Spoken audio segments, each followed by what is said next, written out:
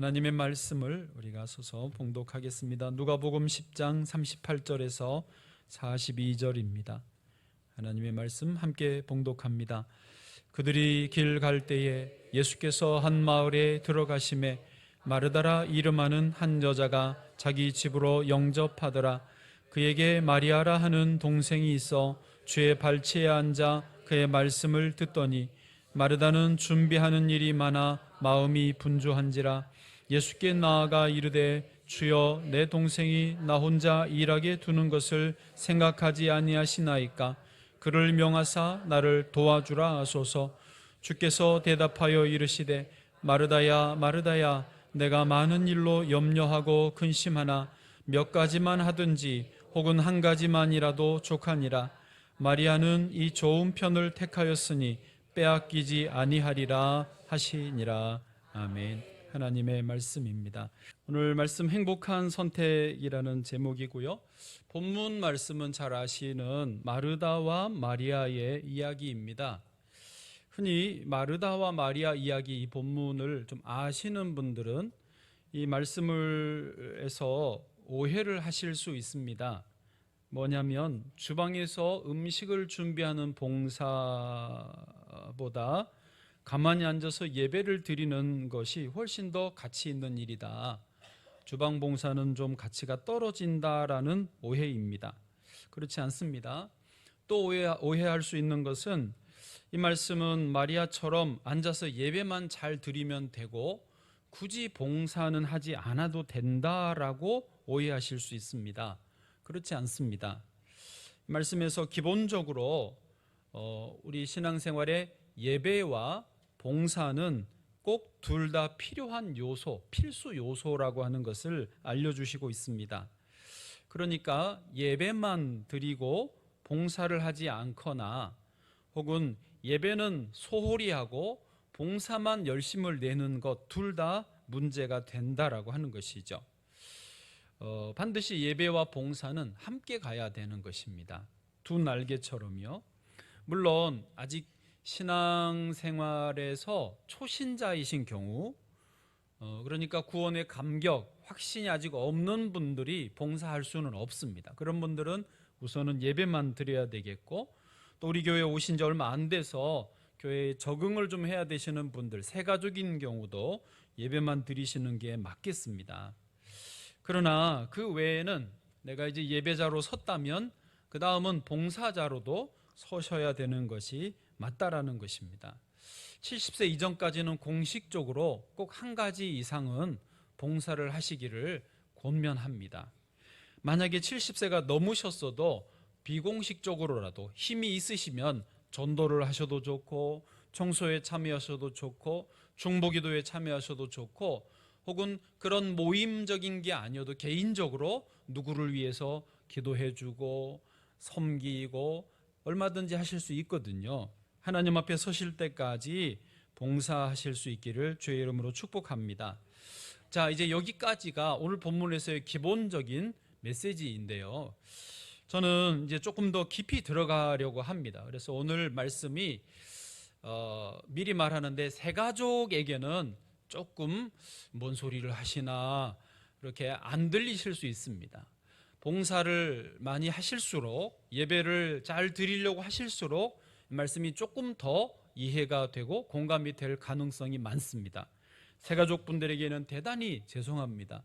우리가 오후 예배가 많이 없어지다 보니까 따로 열심히 내는 리더급들에게 제대로 훈련을 시켜드릴 시간이 많지 않아서 오늘 주일에 조금 같이 겸해서 말씀을 드리게 됐습니다. 오늘은 그렇습니다.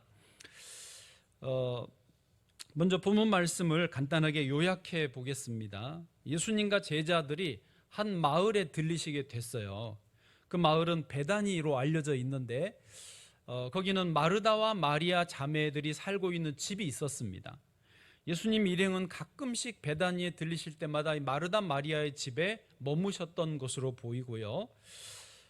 예수님 일행이니까 예수님과 12제자 합하면 총 13명, 그리고 그 외에도 제자들이 있었거든요. 그래서 최소한 13명 이상, 20명, 30명 정도의 일행이 전화도 없던 시절이라 예고 없이 갑자기 오시는 거예요.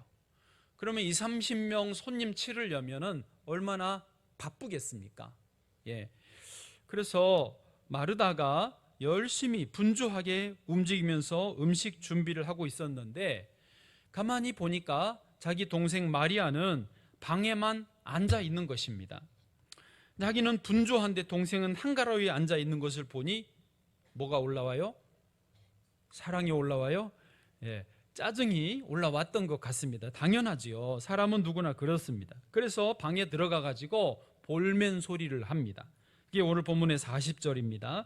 40절 한번 다시 같이 마르다의 마음으로 한번 읽어보시죠. 시작. 마르다는 준비하는 일이 많아 마음이 분주한지라 예수께 나아가 이르되 주여 내 동생이 나 혼자 일하게 두는 것을 생각하지 아니하시나이까 그를 명하사 나를 도와주라 하소서.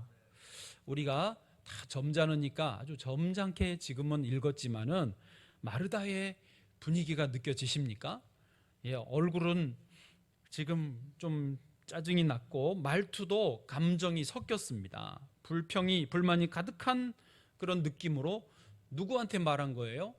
예수님한테. 왜 가만히 계시는 예수님한테 불만을 터뜨리는 것입니까? 우리도 살다 보면은 이런 경우가 왕왕 있습니다. 특히 엄마들 같은 경우에 밖에서 바쁘게 혹시 일을 하시는 분들은 더 그럴 텐데 일하고 기껏 저녁에 피곤한 몸을 이끌고 집에 왔더니 글쎄 식탁에는 먹다는 음식이 그대로 있고 싱크대에는 설거지 하지도 않은 설거지거리들이 쌓여 있고 집안 방안은 온통 어지럽혀져 있고 애들과 하나 있는 남편은 TV나 보고 있고 게임이나 하고 있고 화가 나요, 안 나요? 납니다. 그럴 때 어떻게 하죠? 아니 먹었으면 치워야지, 설거지라도 해놓던지, 방바닥은 이게 뭐야 도대체 얼면서 이렇게. 그렇지 않습니까? 지금 마르다가 딱 그런 상황인 것입니다. 만약에 우리가, 저는 이제 엄마가 아니어서 잘 모르지만 기대하기는 더 아름다운 모습은 뭐죠? 아유 맛있게 먹었구나, 잘했어. 그런데 엄마가 와서 지금 치워야 되는데 힘드니까 엄마가 설거지하고 식탁을 치울 테니까 너희들이 혹은 남편한테 당신이 청소만 좀 해주면 너무 고맙겠어요 하고 웃으면 얼마나 좋겠습니까?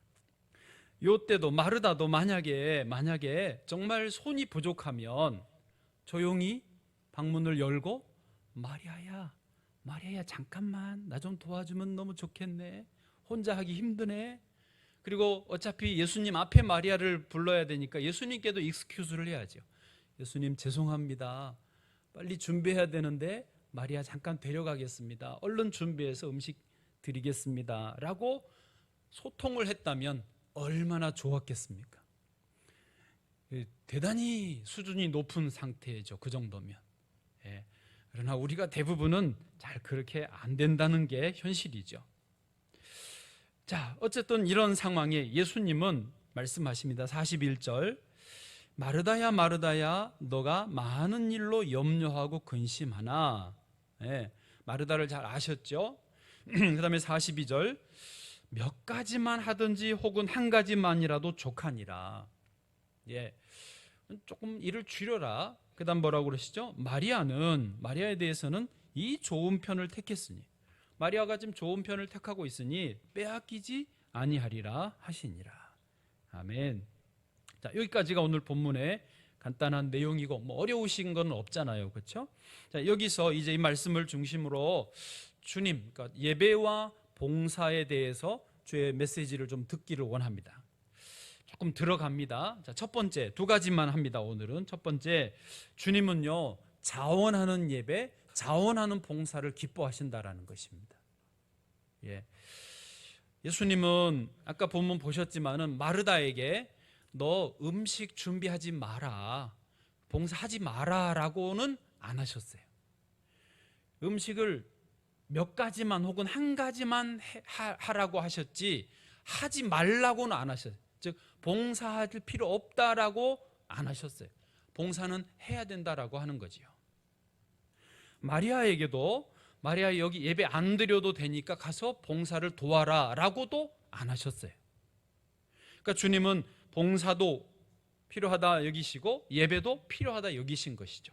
다만 모두 마르다는 마리아대로, 마리아는 마리아대로 자기들이 자원해서 드리는 예배, 드리는 봉사를 기쁘게 받으셨다라고 하는 것입니다.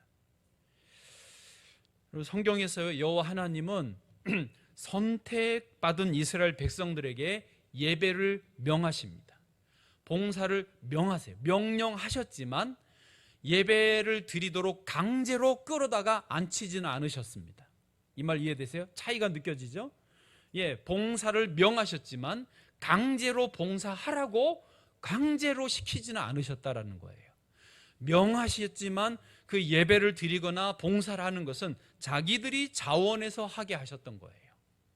그 말은 원하지 않으면 안 해도 되게 내버려 두셨다는 것이죠. 출애굽기 35장 29절에 보면 이렇게 되어 있습니다.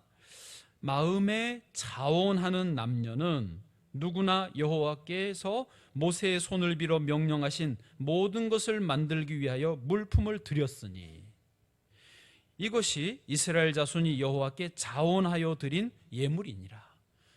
자원하여 여러분, 하나님은요 자원하여 드리는 예배, 자원하여 드리는 예물, 자원하여 드리는 봉사를 기뻐하시는 거예요. 또 36장 3절에서도 같이요, 시작. 그들이 이스라엘 자손의 성소의 모든 것을 만들기 위하여 가져온 예물을 모세에게서 받으니라. 그러나 백성이 아침마다 자원하는 예물을 연하여 가져왔으므로. 아멘. 자원하는 예물을 아침마다 가져왔다는 거죠. 하나님은요 일하시는 방식이 그래요. 우리에게 자유의지를 주셔서 그 자유의지로 자원하여 예배를 드릴 때, 봉사를 드릴 때 기뻐하시는 거라는 거죠. 심지어 여러분 성경을 보시면 구별을 해야 됩니다. 아브라함이 아들을 100세에 얻었지 않습니까? 얼마나 귀한 아들입니까? 명령은 하셨어요. 너 그 귀한 아들을 내게 번제물로 바쳐라라고 명령은 하셨어요. 그런데요 강제로 끌어다가 번제물로 바치셨습니까? 아닙니다. 말씀만 하시고 그냥 두신 거예요. 네가 어떻게 하는지 내가 보겠다. 그 다음날 새벽같이 아브라함이 아들 이삭을 데리고 등에 장작을 짊어지게 하고 모리아산으로 향하였지 않습니까? 그 다음부터는 아브라함이 자원하여서 이삭을 데리고 가 번제물로 드리려고 했던 것이죠. 그래서 그 예배를 하나님이 너가 이미 드렸다라고 받으신 거예요. 그리고 이삭은 살렸죠. 올해로 104세이신 김형석 교수님이라고 있습니다. 들어보셨나요? 네, 이분이 아직도 활동을 많이 하고 계십니다. 강의를 제가 그분 걸 들어봤어요. 나이 많으신 분들에게 배울 게 있습니다. 참 좋아해요. 그래서 그분이 옛날 일제치하에서 소학교를 다니셨는데 이런 일이 있었답니다. 당시 일본은 아시는 대로 우리나라 조선의 정신을 말살하려고 조선말을 못 쓰게 했습니다. 특히 집에서야 뭐 어떻게 쓰는 거는 할 수 없으니까 학교 다닐 때, 그러니까 교문 밖에서는 조선말을 쓰는 거 어쩔 수 없어도 교문만 안에 들어올 때부터는 일본말만 쓰게 하고 조선말을 못 쓰게 한 거예요. 만약에 조선어를 쓰다가 한 번 걸리면 일주일 정학, 두 번째 걸리면 2주 정학, 세 번째 걸리면 퇴학을 시켰답니다. 김영석 교수님도 학교를 다녀서 본인은 조선말을 쓰지는 않았는데 어느 날 선생님이 불러서 교무실로 오라고 그러더래요.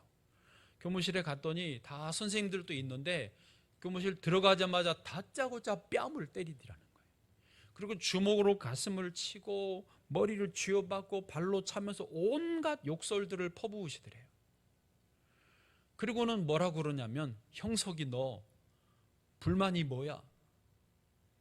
그러니까 선생님이 볼 때 조선말을 쓰는 그 규칙을 어기진 않았는데 표정이 불만이 가득한 거죠. 그런 학교가 마음에 안 드는 거죠. 그리고 선생님이 한마디 더 하더래요. 내가 들어보니 너가 학교 내에서 일본말을 쓴 거를 들은 적이 없다. 너 일본말 한 적이 있냐 없냐 따지더래요. 그러니까 조선말도 안 했지만은 이 상황이 마음에 안 드는 일본말도 안 했던 거죠. 학교 내에서. 예, 선생님이 제대로 본 것은 맞는데 평생의 교육자로 사셨던 김영석 교수님이 그때를 되돌아보면서 뭐라고 그러냐면 그때의 교육은 자유가 없는 교육이었다는 거예요. 그러므로 교육이 아니었다라는 거죠. 그럼 교육을 아시는 분들은 이 말이 이해되실 거예요. 그때의 교육은 뭐였냐?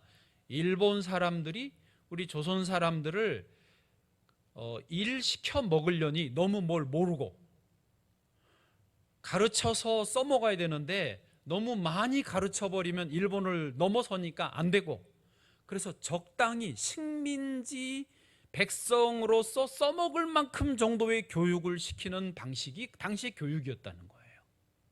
그게 자유가 없고 오히려 그런 교육은 종교육, 노예 교육이었다라고 하는 거죠. 여러분, 그래서 그 김영숙 교수님 하는 말씀이 자유라고 하는 가치는 생명을 바꿀 만큼 중요하다는 거예요. 하나님 우리에게 자유의지를 주셨고 정치적으로 자유라고 하는 가치는요, 자유민주주의는 너무너무 중요한 거예요. 우리 이제 저도 전쟁을 안 겪었고 전쟁을 겪으셨거나 일제치하 시절을 지내셨던 분들은 우리나라가 6.25 전쟁을 치러서 자유민주주의 가치를 지키기 위해서 많은 분들이 목숨을 잃고서라도 이 지켰던 것을 알아야 된다는 거죠. 자유를 빼앗기면, 하나님이 주신 그 자유의지, 그 자유를 빼앗기면 더 이상 인간일 수 없다는 거예요. 지금의 북한, 지금 그렇게 되어가고 있는 중국, 일제 치하에서의 우리 선조들, 그렇게 생명을 다 값을 지불하고 얻은 이 자유, 이 자유로 우리는 하나님을 예배하고 이 자유로 하나님을 위해 봉사하고 이웃을 사랑하고 섬겨야 된다는 거죠. 그래서 그런 의미로 자원하는 예배, 봉사를 하나님은 기뻐하시는 것입니다. 사람은요, 영혼이 있습니다. 여러분에게도 영혼이 있으시죠? 없어요? 있죠? 네. 영혼은 하나님 형상으로 지음받았기 때문에 하나님 형상 안에 자유가 있는 거예요. 하나님이 그렇게 만드셨습니다. 자유의 DNA가 다 있습니다. 그래서요, CCTV에 가끔 그런 게 찍혔잖아요.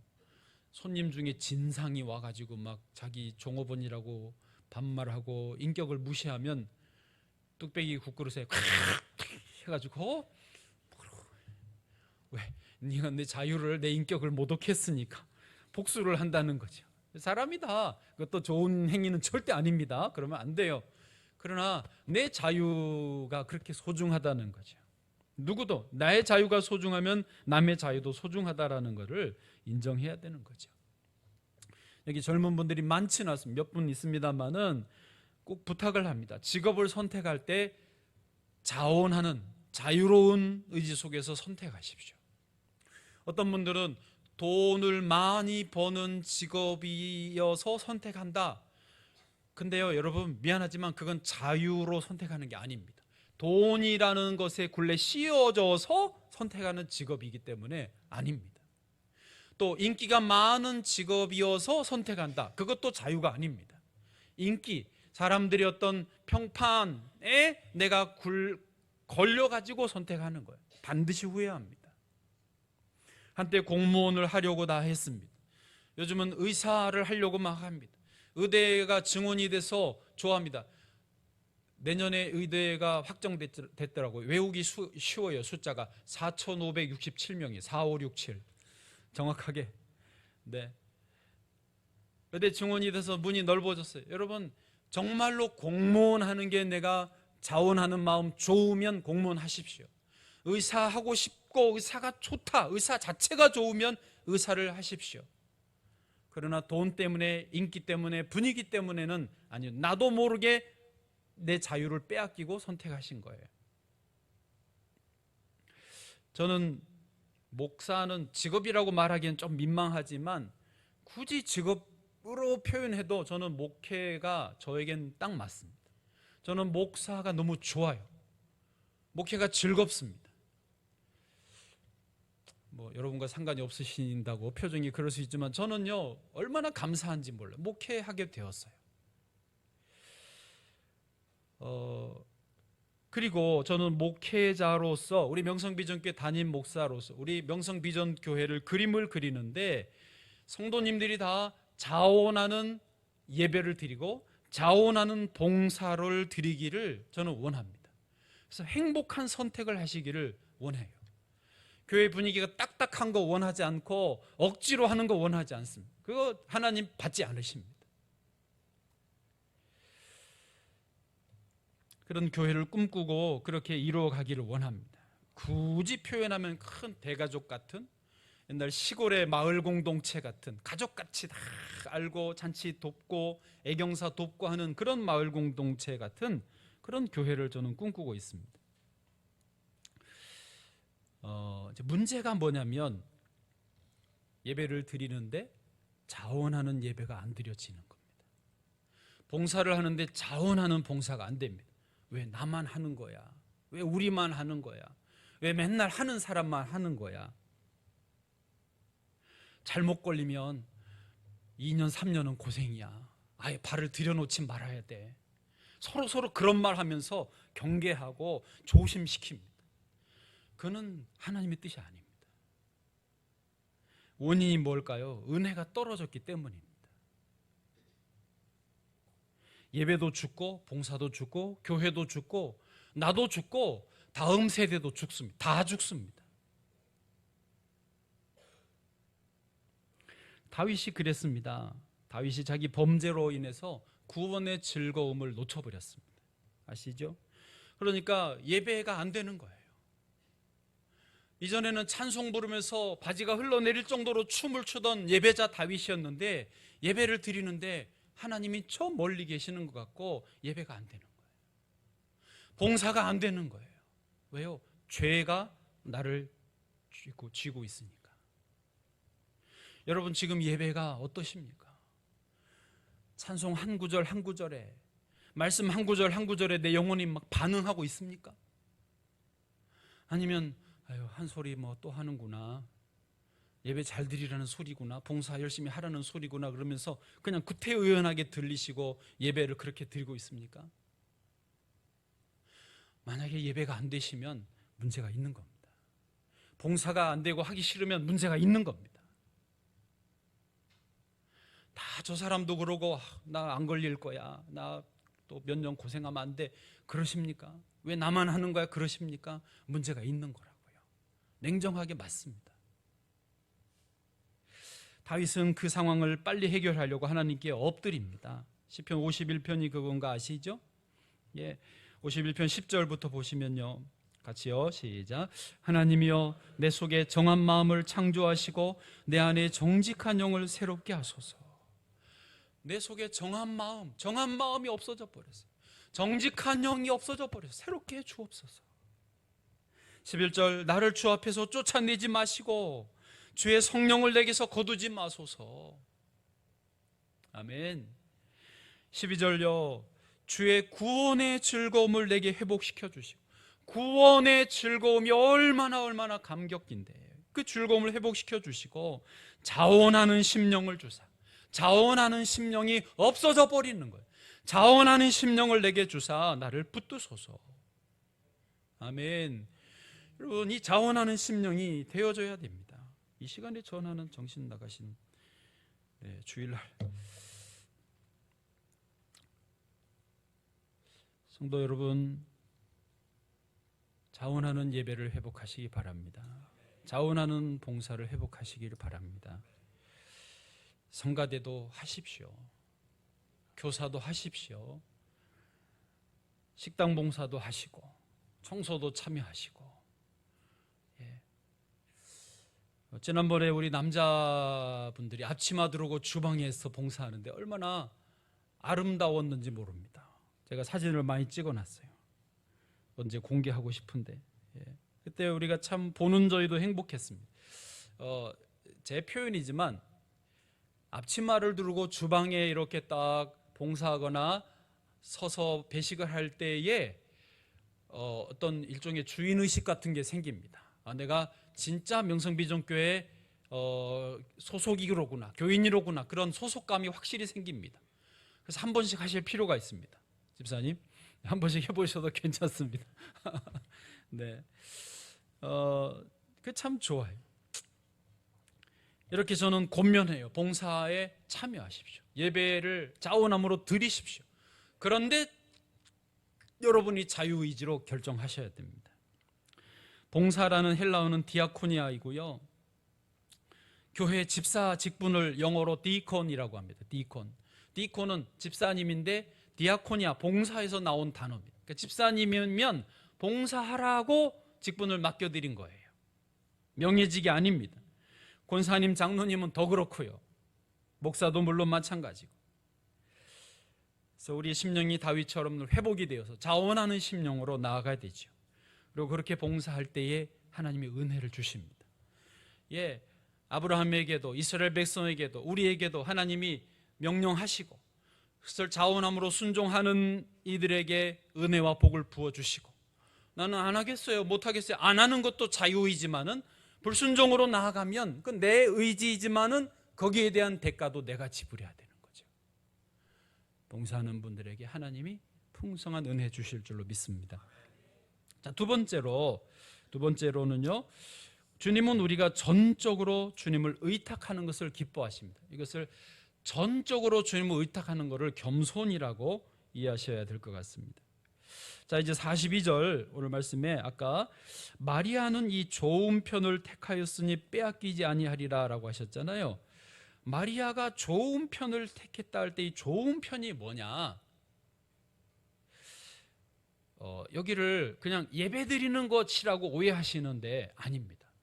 엄밀하게 그게 아닙니다. 마리아는요, 아까 상황이 좀 기억나세요?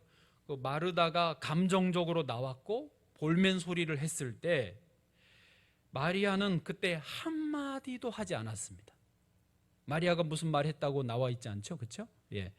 그리고 자기가 뭐 왜 여기 있는지 변명하거나 변호하거나 설명하지 않았고 그냥 가만히 주님의 발치에 앉아 있었을 뿐입니다. 주님의 말씀을 경청하고 있었을 뿐입니다. 예수님은 그게 마리아가 좋은 편을 택했다라고 하는 거예요. 근데 그게 예배만을 의미하는 게 아니라는 거죠. 좀 설명이 필요한데요, 마르다와 마리아가 대조가 되는 면이 있습니다. 마르다는 엄밀히 나중에요, 마르다도 봉사 잘하는 분이고 예수님께 칭찬받는 신실한 자매인데 이 상황에서만 지금 잠깐 그래요. 마르다를 곡해하시면 안 돼요. 마르다는 지금 여기서 자기 주도적입니다. 자기 주도적인 것까지는 문제가 아니지만 마르다는 자기가 열심히 봉사하는 것에 대해서 인정받기를 원하는 마음이 있었습니다. 이 말씀은 좀 어려워요. 그래서 오늘 말씀 좀 초신자분들은 쉽지 않겠다고 그랬는데, 지금 이 상황에서 마르다 원래 그런 분이 아닌데 이 상황에서 마르다는 자기도 모르는 사이에 교만한 마음이 들어왔습니다. 여러분, 교만은요 모든 죄들 중에 죄 중에서 가장 근본적인 죄입니다. 교만을 제가 이야기하면 우리 성도님들 기도원에서도 교만 이야기 해봤는데 교인들의 반응이요 없어요. 왜냐하면 대부분 교인들이 나는 교만하지 않다라고 생각하기 때문에 교만 이야기하면 나하고 상관없는 이야기라고 받아들이더라고요. 근데 교만은요, 예수 안 믿는 사람들은 그 교만이 죄라는 것도 모릅니다. 그래요, 안 그래요?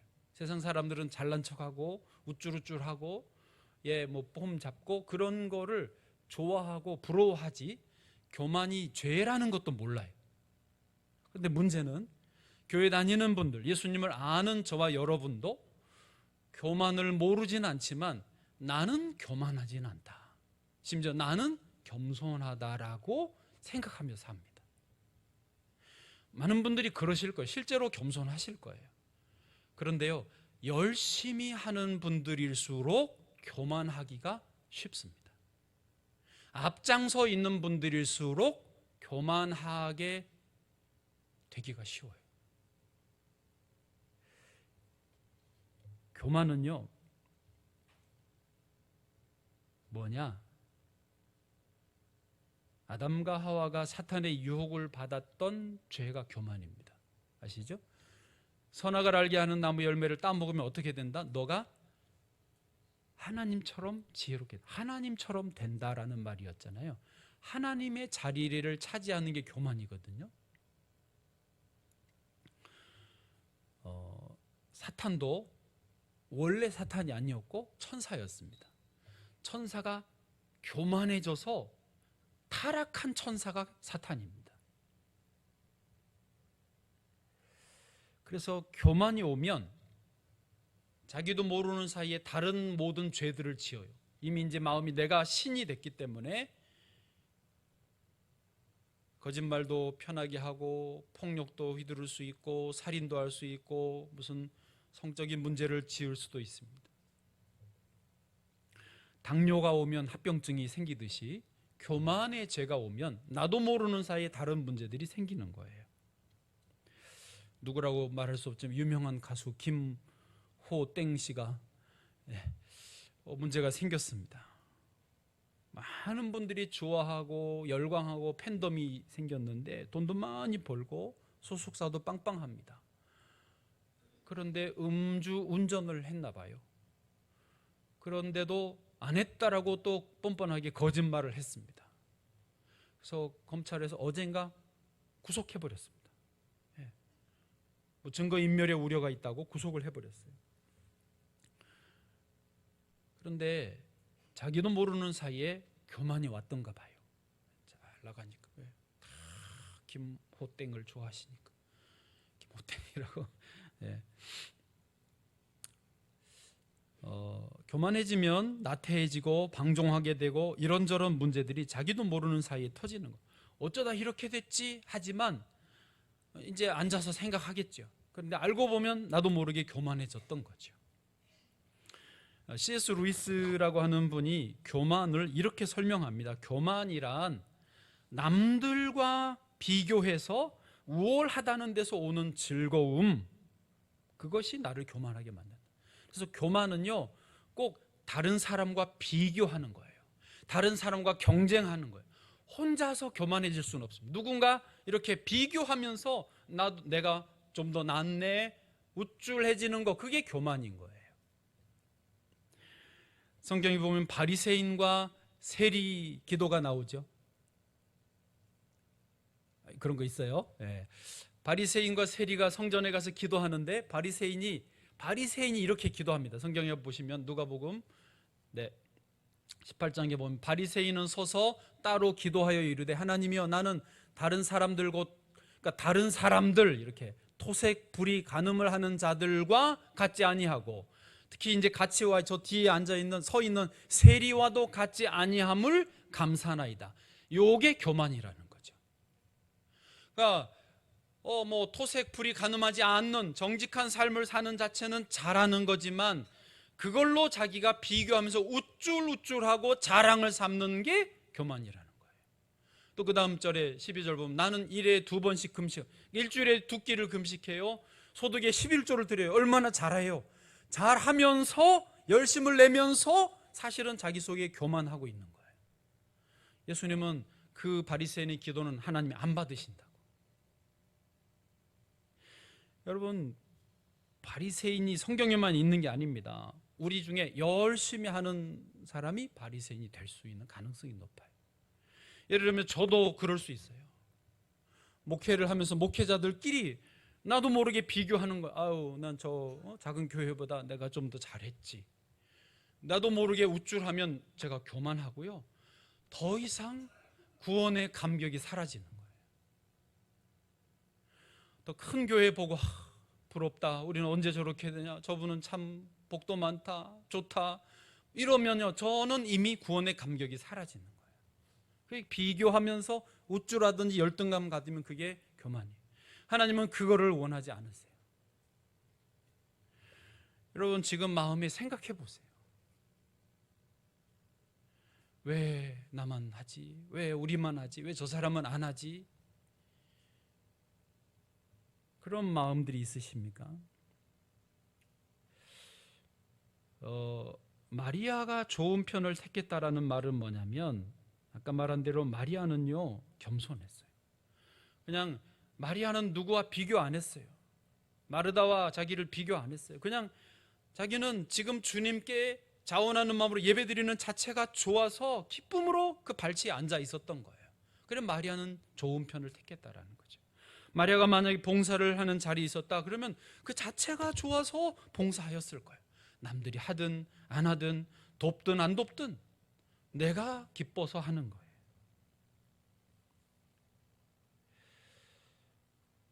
마리아는 자기가 어떤 성과를 내어서 인정받으려고도 하지 않았습니다.